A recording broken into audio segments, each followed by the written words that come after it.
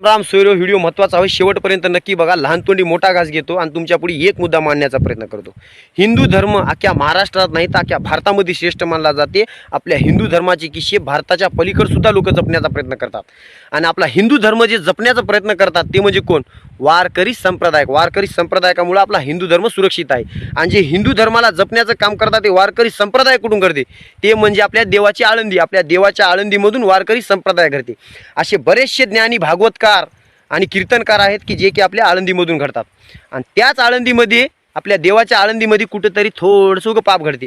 ते म्हणजे लग्नाच्या संस्था, जिथं प्रेम करणाऱ्या लोकांचं जाऊन लग्न लावून देतात. तर मला तुम्ही एक गोष्ट सांगा, जिथून आपल्या देवाची आळंदी मानल्या जाते, जिथं आपण देवाची भक्ती करतात, त्या देवाच्या भक्तीमधून किती कीर्तनकार ज्ञानीच होऊन गेले. तर आगे त्याईनं की नाही अख्ख्या महाराष्ट्रामध्ये नाही तर भारतामध्ये हिंदू धर्म जपण्याचं सांगतात. त्याच देवाच्या आळंदीमध्ये असे प्रेम प्रकरणाविषयी लग्न लावून द्यायचं म्हणजे कुठेतरी थोडं तरी तुम्हाला वाटते की नाही? मला सांगा, ज्या मायबापाची मुलगी पळून जाते त्या मायबापावर कोणती येळ येते? कोणती येळ येते मला तुम्ही सांगा. अहो, कित्येक जागी ज्याची मुलगी पळून गेली ते मायबाप फाशी घेऊन मेलेले आहात, औषध पिऊन मेलेले आहात. तर मला फक्त तुम्हाला एवढंच सांगायचं आहे, जे ते संस्था आहे त्या संस्थाला फक्त तुम्ही बंद करण्याचं काम करा. वारकरी संप्रदायामध्ये असे कित्येकशे महाराज हात कीर्तनकार की मी ज्याचा फॅन आहो, त्याला फक्त एवढीच हात जोडून नम्र विनंती आहे, तुम्ही तेवढं संस्था बंद करण्याचं काम करा गड्या. अहो, आम्ही तुम्हाला आमचे गुरु मानता आणि तुमच्या जिथून आळंदीमधून तुम्ही घडल्या त्याच आळंदीमध्ये अशा काही संस्था हातात तेवढ्यावर एक भ्यान आणा गड्या.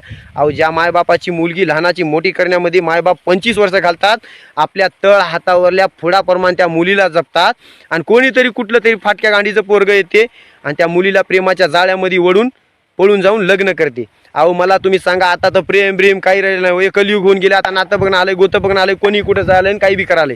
अहो, त्याच्यामुळे सांगायला त्या संस्थेवाले काही विचार करणार आहेत, पाचार करणार आहेत, कोणी आलं त्याचं लग्न लावून द्यायला.